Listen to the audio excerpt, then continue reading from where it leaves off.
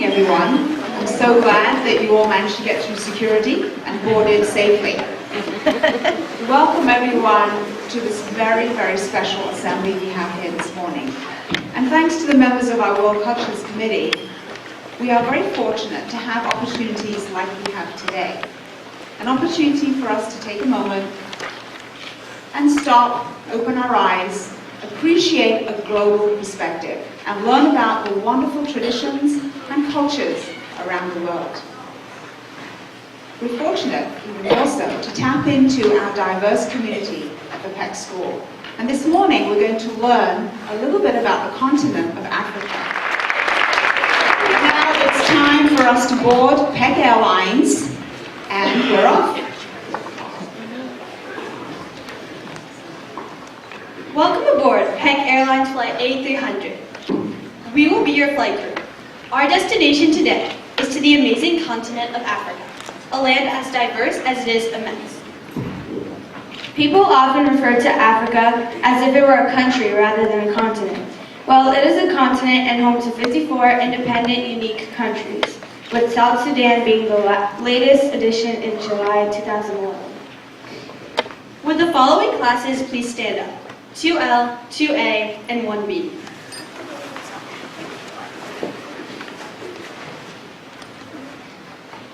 There are about 54 students standing.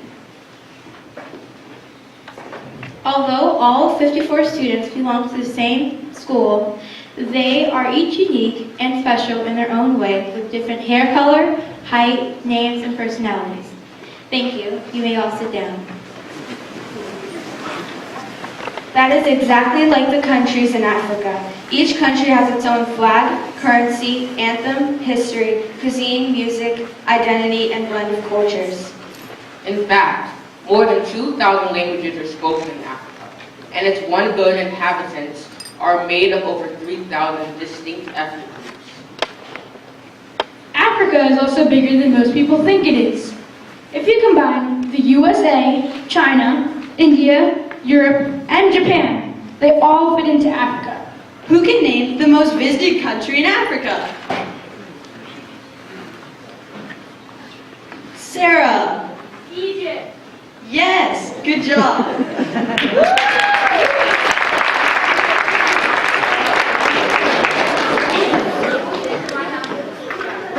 This aircraft will travel to 3 African countries.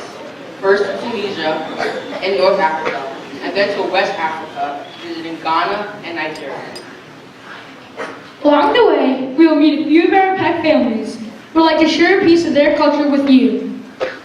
Our flying time to Tunisia will be 8 hours and 43 minutes, flight distance of 4,449 miles. So sit back, relax, and enjoy the flight. Flight attendants, please prepare all doors for departure.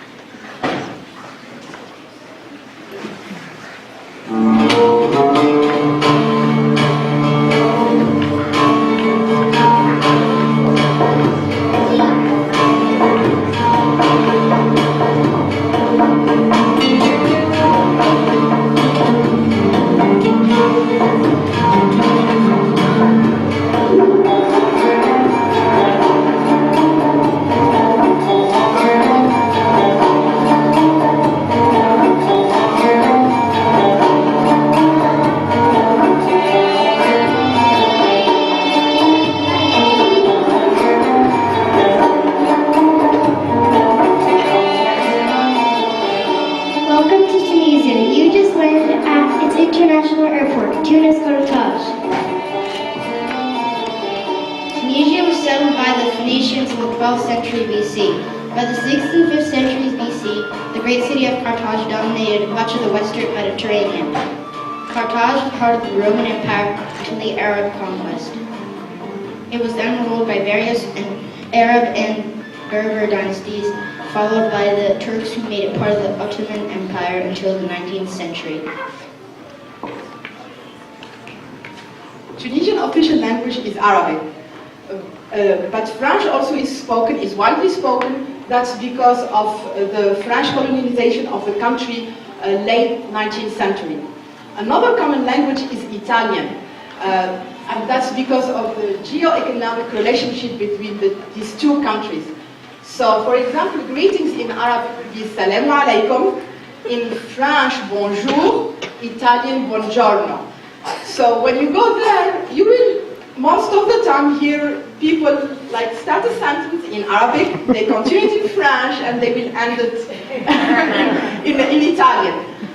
Probably one of the rare countries when you travel, you need to carry 3 dictionaries, Arabic, French, and Italian just in case. So even though Tunisia is a small country, It is slightly larger than the state of Georgia.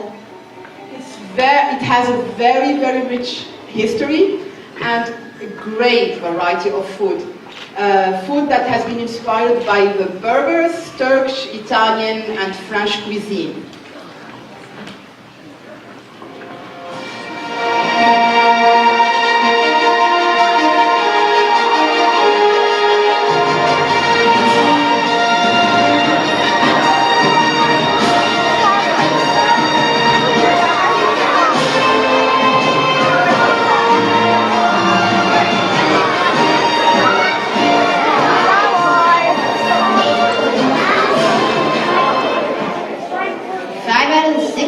Movies were partially filmed in southern Tunisia.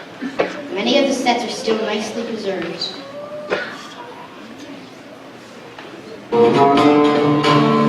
Thank you for visiting Tunisia.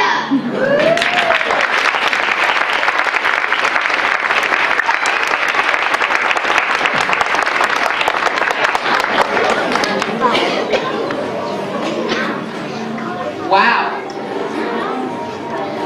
Who can tell me the name of another movie filmed in Tunisia? 2. Indiana Jones.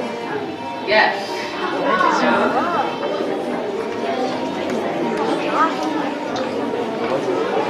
Tunisia is filled with history and beautiful geography.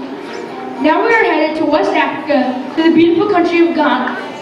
Our flight time from Tunisia to Ghana with 4 hours and 47 minutes, flying a total distance of 1,915 miles. Enjoy the flight.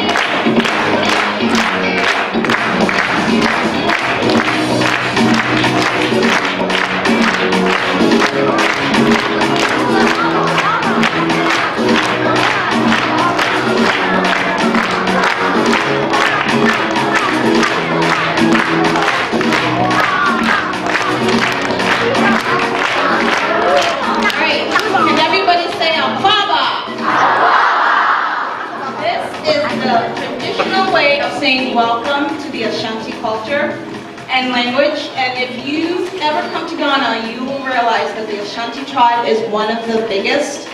Out of this tribe, a whole lot of cultures derive their customs and traditions. And just as you heard about Africa being so diverse, when it comes to the Ashanti people, they are really deep into their traditions as well. Talk about a conservative group of people. The Ashantis love their customs and traditions, and they were very influential in terms of Ghana as a whole obtaining its independence. Our first president, Kwame Nkrumah, was an Ashanti man. They waged lots of wars because they felt so strongly that by making sure that they protect their land. Is going to share with you the symbolism of the flag, which you know every country has, which is a symbol of pride and a remembrance of their struggle for freedom. So listen up. Ghana attained its independence in 1957. The flag was designed by a woman and shows the colors red, gold, and green in horizontal stripes, with a black 5-pointed star in the center of the gold stripe. The red represents the blood of those who sacrificed their lives in the country's struggle for independence. The gold represents the mineral wealth of the country. The green symbolizes the country's rich forests and natural wealth. And the black star stands for freedom and Ghana as a black nation. Good job, guys. One of the things you'll also notice about the Ashanti culture is the traditional attire known as the kente cloth. This cloth is woven on loom, no electricity required, and it is done using cotton threads. In the cloth, you will notice lots of patterns. And for the Ashanti people, depending on what clan you belong to, there are certain patterns in the cloth that tells your social status. In Africa, they say, a woman's wealth is measured by the amount of cloth that she possesses. Very different from European culture where there's a lot of jewelry. Well, in the Ashanti culture, it has to do with cloth. So the kente cloth is widely recognized around the world, but the indigenous people still today like to make sure that the kente is woven on a loom and it's strictly by men. So I want to share with you a lot more of the customs and traditions of what Ghana has to offer.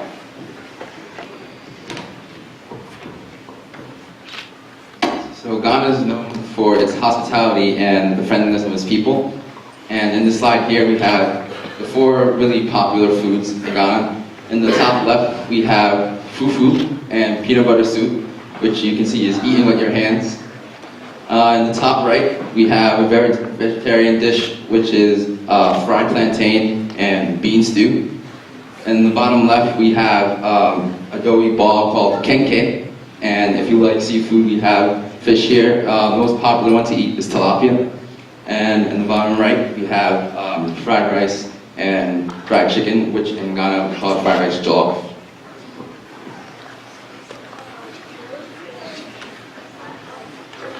So there is a variety of different music in Ghana, such as traditional reggae, adowa, and drumming. They also offer instrumental, gospel, and hip hop.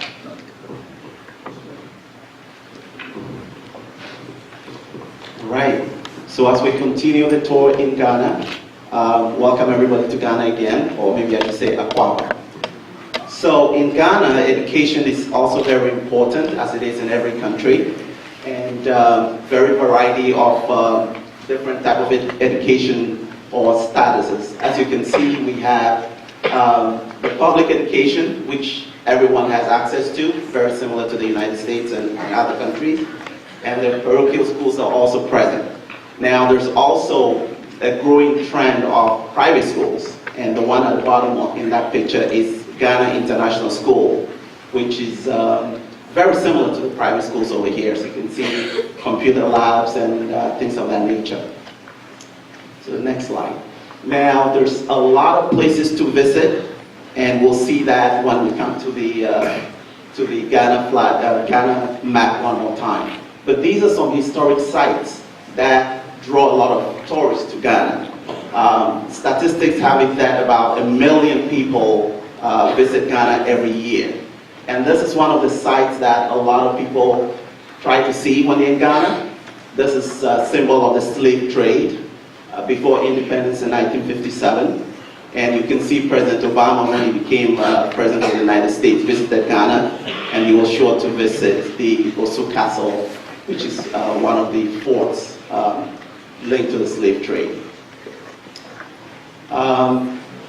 Ms. Ada mentioned the first president of Ghana, which is our George Washington, President Kwame Nkrumah. You can see him in the picture over there.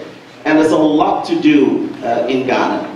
As you can see the Ghana map over there, it's divided into about 10 different regions, we call them, which is equivalent of states here. So each region is very unique in terms of tradition, culture, food, and things to visit, attractions to visit. So there's a lot to do, whether you are an outdoor person, indoors. The nightlife is very vibrant. And Ghana has the neighboring countries of Ghana. To the east we have Togo, and to the west we have Cote d'Ivoire. The north is Burkina Faso. And interestingly, all those are Francophone countries. So kids, take your French seriously, because you might need it in Ghana. All right, and to the south is the Gulf of Guinea, which is the ocean. So thank you all for visiting Ghana, and we hope you have a good time in Ghana.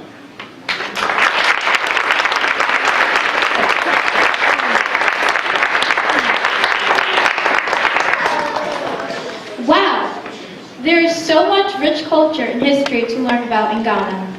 We didn't have enough time to explore it, but we will definitely have to come back. Well, we traveled to Tunisia and Ghana, and before we reach our last destination, Nigeria, we will need to take a brief break to refuel the plane. Don't worry. While we break, let's have a little fun. It's time for a little Did You Know trivia. So who in here knows which African country is one of the world's largest producers of gold, diamonds, and cocoa? Egypt, close guess. Here, let's keep on trying. And South Africa, close.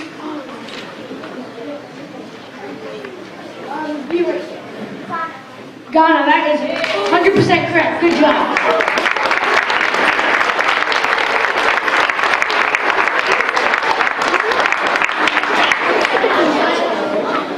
Who knows which African country was the world's first human heart transplant performed in? Egypt? Close. Let's try one more time.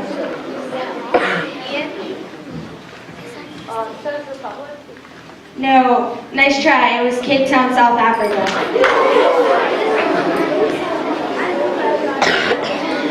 Who knows which African country is roughly 2 times the size of California? Sandra? Nigeria. Yes, you are right.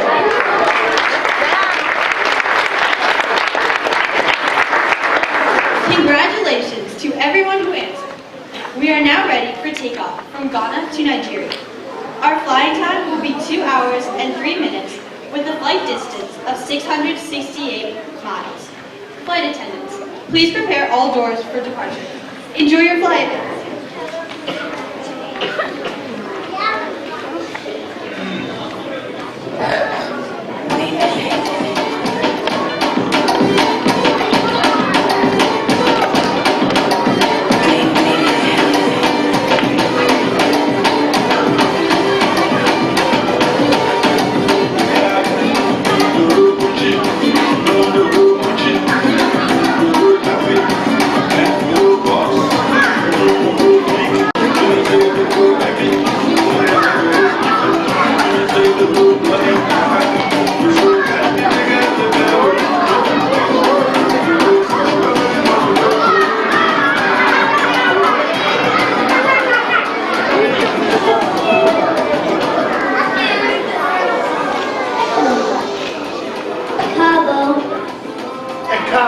Ekabo. Let everybody say Ekabo.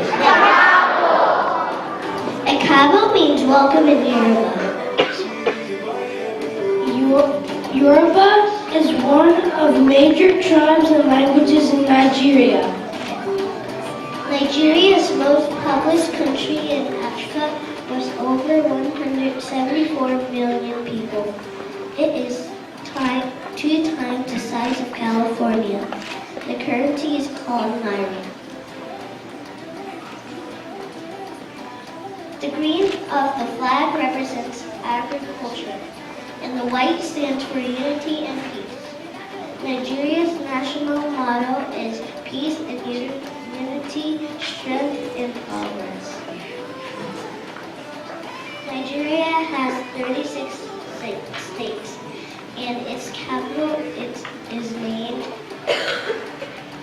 Abuja.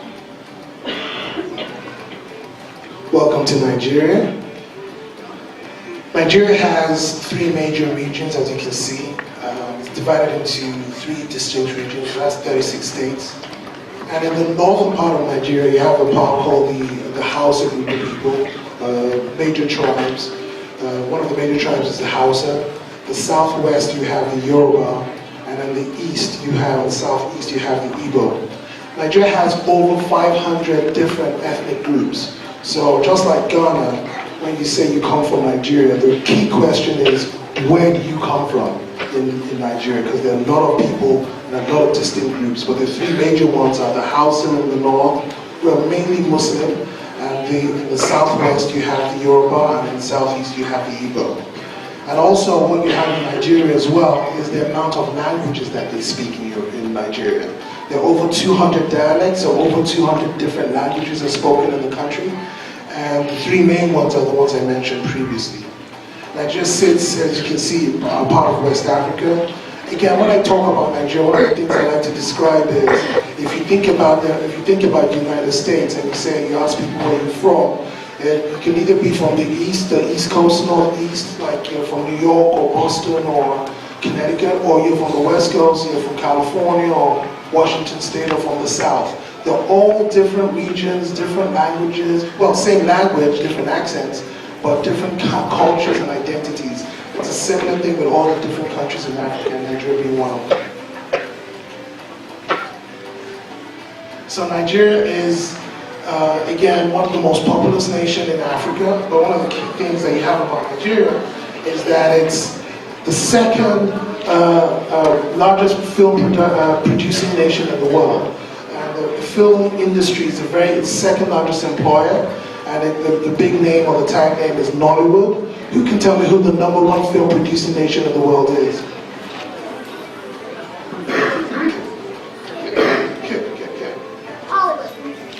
Hollywood? No, it's not Hollywood actually. In the back? India, exactly. India is the #1 film producing country in the world. They produce about 1,200 movies every year. Nigeria does about 1,000. Hollywood is #3, does about 550 movies every year. So Nigeria is #2. And then all producing nations in the world, Nigeria is #12 in the world. Who can tell me #1? Who's the #1 all producing country in the world? Will?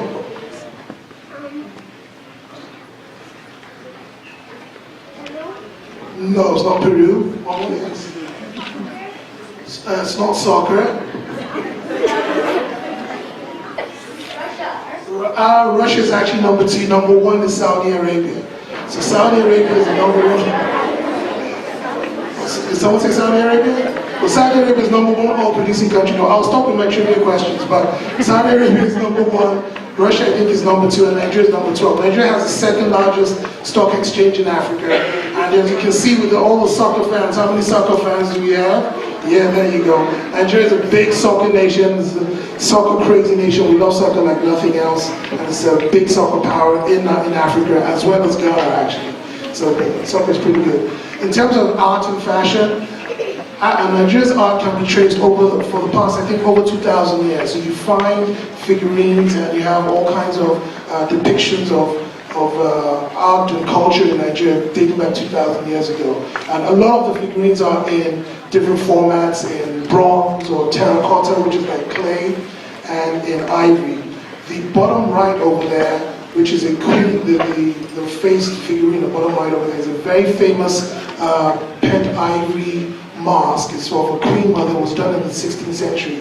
It's actually right now in the Metropolitan Museum in New York. So if you go to the Metropolitan Museum in New York, and I think it's Gallery 352, you can see that specific face there. There's a twin mask of that particular one in London as well, and it's a very, very famous figure. It's made out of ivory, and it's the face of the queen mother of the king of one of the major tribes in Nigeria called the Edo tribe, or the Benin Kingdom. It was done in the 16th century. In terms of fashion, as you can see, I'm wearing one of the fashion items, and so is my wife over here. The hats, and the hat is called, for the male, is called a fila. And based on where you come from, you can wear the hat in a different kind of way. I'm wearing it in a Yoruba kind of way, which is to the right-hand side, as you can see in the picture, or you can wear it to the left as well. And sometimes I wear it from a different culture, which is the Igbo, is the way I had it in the purple over there. And if you have you see the man in the gray, he has what you call dog ears. That's a different special occasion kind of hat. And for the females, you have what you call a gele, and that's a piece of fabric that you tie in different styles. made for special occasions. So the fashion is worn commonly every day, but people wear regular stuff like suits and ties as well. Sights to see in Nigeria, again, it's as diverse as the country is. So you can see there in the north, there's a huge monolith on the gateway to Abuja, which is the center of the country. And it's about 2,400 feet above all its surroundings. That's the big rock right there. It's a big tourist attraction. And then you have what you call the Calabar Carnival. And it happens every year throughout the month of December. So if you're looking for any exciting things to do in the month of December, there's a huge carnival. Africa's biggest party is like the carnival in Brazil, a little bit bigger. And that's the one on the right, is in Calabar, the eastern part of Nigeria. And then at the bottom here, you have the National Arts Theatre. It's where all the performing arts is done in Lagos, which is in the southern part of the country. Lagos is actually the largest city in Africa in terms of population. I think it has about 17 million people.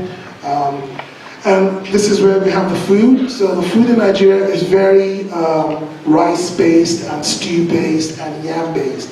Usually when it's yam-based, that's the big ball of white we have there. It's pounded, and you eat it with different kinds of meats. I know there are vegetarians in Nigeria, but I haven't met one yet. The big meat eaters. You have a lot of vegetables as well. So the top right, you have the jollof rice, but a very, very common side dish is what you call fried plantain, and its Nigerian name is? Dodo. It's dodo, which is kind of like one of Lola Day's favorites. So it's on the top left-hand corner. So vegetable soup is very big in Nigeria as well, with melon seed, and a lot of times some of the food is eaten with hands as well. And these are some pictures of some famous Nigerians in movies and in literature. Top left was Chiwetel Ejiofor. He just was in Talking as a Slave. Shade is a famous singer-songwriter. Wole Soyinka won the Nobel Prize for Literature in 1986. And then you have Hakeem Olajuwon's a Hall of Famer, played for the Houston Rockets for a long time. And you have Shade Badarawa. You can catch it tonight at 7 p.m. on WABC.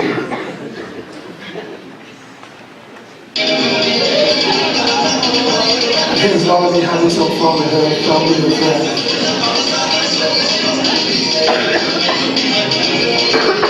So you have the winner we had in London this past weekend.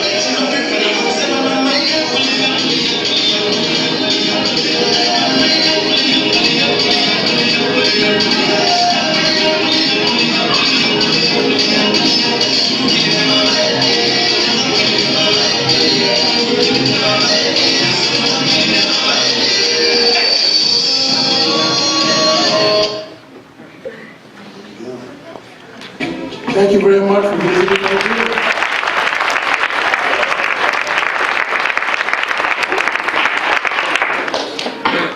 Ashegon. Thank you very much.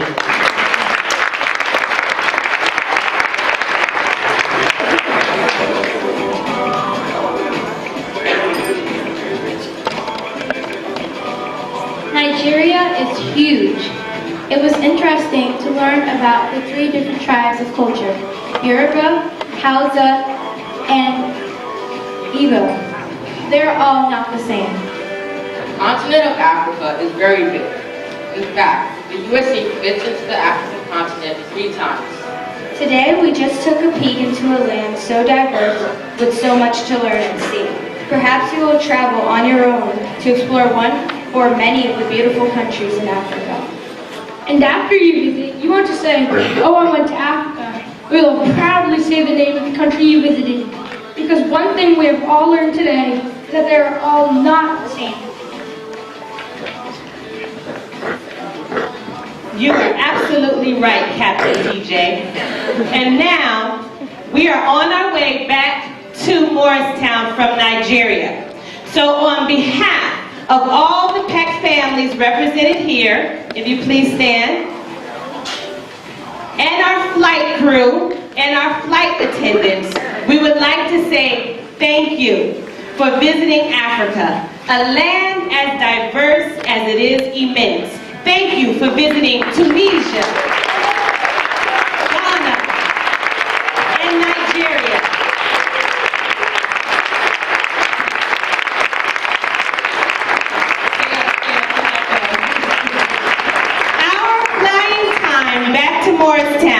will be about 11 hours and traveling about 5,258 miles.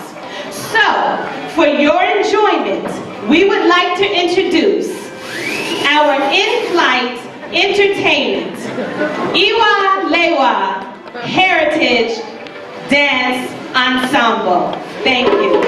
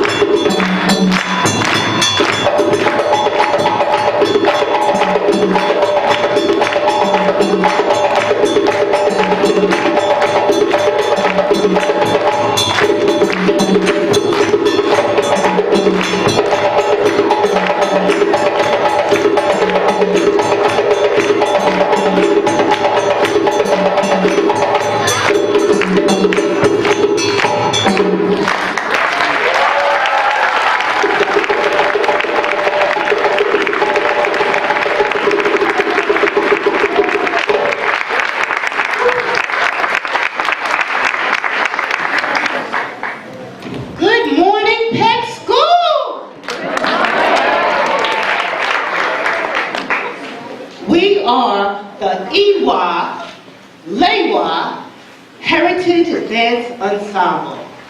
And we were founded by Yewande Kelly Johnson.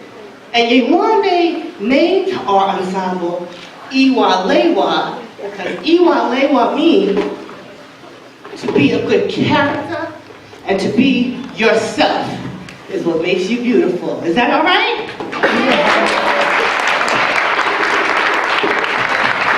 So say Iwa, Iwa, Lewa, Lewa. The dance we just shared with you is called Sunu. Sunu is an ancient dance from Mali, and it's a dance of celebration. It's a harvest dance, and it's one of our favorites. So we enjoyed sharing it with you. You probably noticed that there was a young lady who joined us. She is Zaraya Reeves, and she is 14 years old. And she has been doing African dance since the tender age of 5. So we love to bring young people out to dance with us so you can see that African dance is for everybody, and you can start right here, right now, today. And as a matter of fact, a little later, we're hoping that you'll dance with us. How many people want to dance with us? All right, all right. I knew we had some dancers. Listen, dancers need musicians. Do we have any musicians in the house? All right. Stay tuned, stay tuned. Right now, I'm going to bring Zaraya out. Can you give Zaraya some love? Give us some love.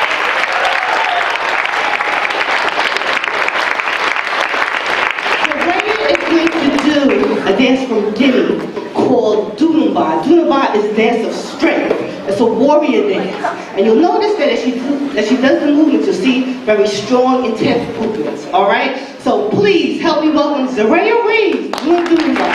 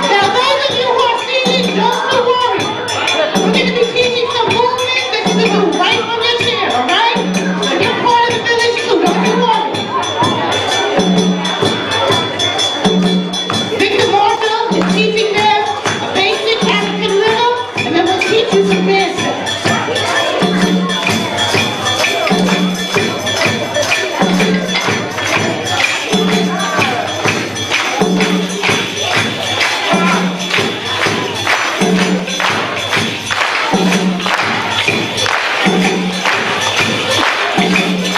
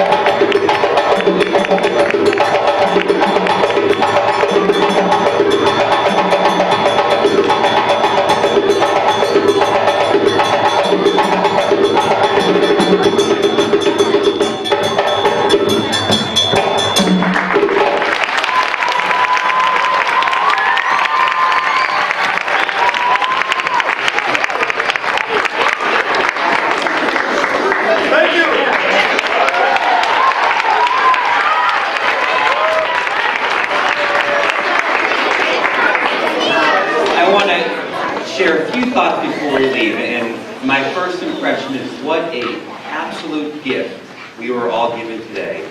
Not just for a great assembly, but that we have students, parents, faculty, and staff who have worked so hard to put together such a fantastic assembly for us.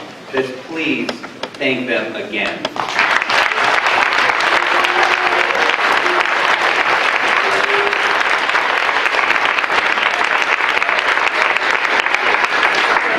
And before we all go on our way the rest of the day, for the weekend, the 3 days next week off to Thanksgiving, a few things to think about. One, what a great reminder about how much we have to learn about the world outside of PEP and the richness of culture, of heritage, of traditions, but also, and this was hit home today for me, how much we have to learn from everyone sitting in this room.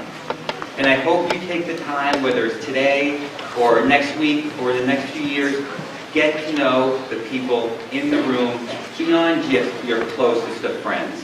There is so much to learn, and we are so lucky to be a part of a community that takes time to celebrate like assemblies we had today and at other times in the year, and that's never, ever to take that for granted. And just look around and you'll know what I'm talking about. Thank you again to everyone who helped put this together. Hope people have a great day. I'm going to let our upper schoolers leave first in the back. Thank you.